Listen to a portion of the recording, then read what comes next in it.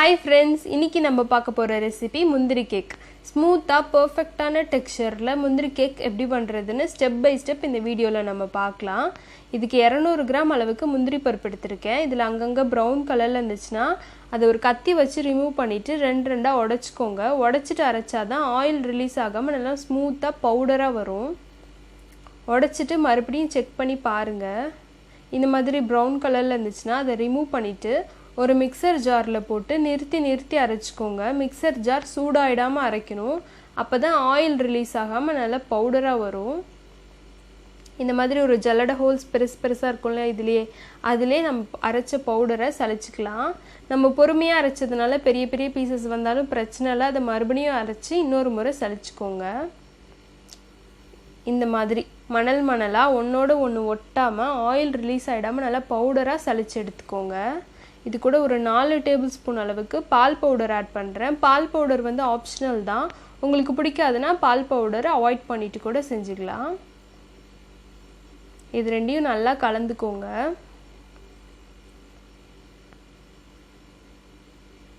இப்போ ஒரு கடாயில் 1 டேபிள் ஸ்பூன் நெய் கூட 100 கிராம் சர்க்கரை ஆட் பண்ணுறேன்.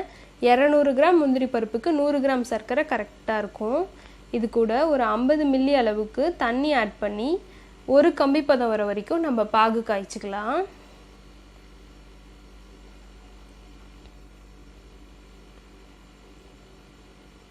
இந்த மாதிரி ஒரு கம்பி மாதிரி வந்ததும் நம்ம அரைச்சி வச்சிருக்கோம் இல்லையா, அந்த பவுடரை கொஞ்சம் கொஞ்சமாக இது கூட ஆட் பண்ணி நல்லா கலரிக்கோங்க.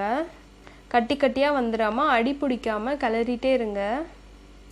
ஒரு 5 மினிட்ஸில் ரெடி ஆகிடும். அது வரைக்கும் கைவிடாமல் கலரிட்டே இருங்க. நல்லா கனமான கடாயில் செஞ்சிங்கன்னா அடி பிடிக்காது. கொஞ்சம் ஈஸியாக ரெடி ஆகிடும்.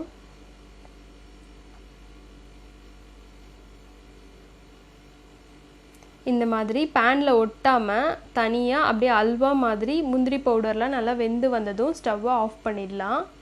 ஸ்டவ்வை ஆஃப் பண்ணிவிட்டு இந்த மாதிரி ஸ்ப்ரெட் பண்ணி விட்டுடுங்க. இது ஒரு 15 மினிட்ஸ்க்கு ஆறட்டும். 15 மினிட்ஸ் ஆறுனதுக்கப்புறம் இதை எடுத்து ஒரு 10 நிமிஷத்துக்கு நல்லா பிசைஞ்சிக்கிட்டே இருங்க. தேவைப்பட்டால் நீங்கள் நெய் ஆட் பண்ணி கூட பிசைஞ்சிக்கலாம். நல்லா மாவு பிசைகிற மாதிரி பிசைஞ்சுக்கோங்க. இப்போ ஒரு திக்கான பிளாஸ்டிக் ஷீட் எடுத்துக்கோங்க. இது மேலே கொஞ்சமாக நெய் அப்ளை பண்ணிவிட்டு நம்ம பிசைஞ்சு வச்சுருக்கோம் இல்லையா, அந்த மாவும் வச்சுட்டு அது மேலே இன்னொரு பிளாஸ்டிக் ஷீட் போட்டு நம்ம சப்பாத்தி தேய்க்கிற மாதிரி தேய்ச்சிக்கோங்க. உங்களுக்கு எவ்வளோ திக்னஸ்க்கு முந்திரி கேக் வேணுமோ அவ்வளோ திக்னஸ் வர வரைக்கும் தேய்ச்சிக்கோங்க.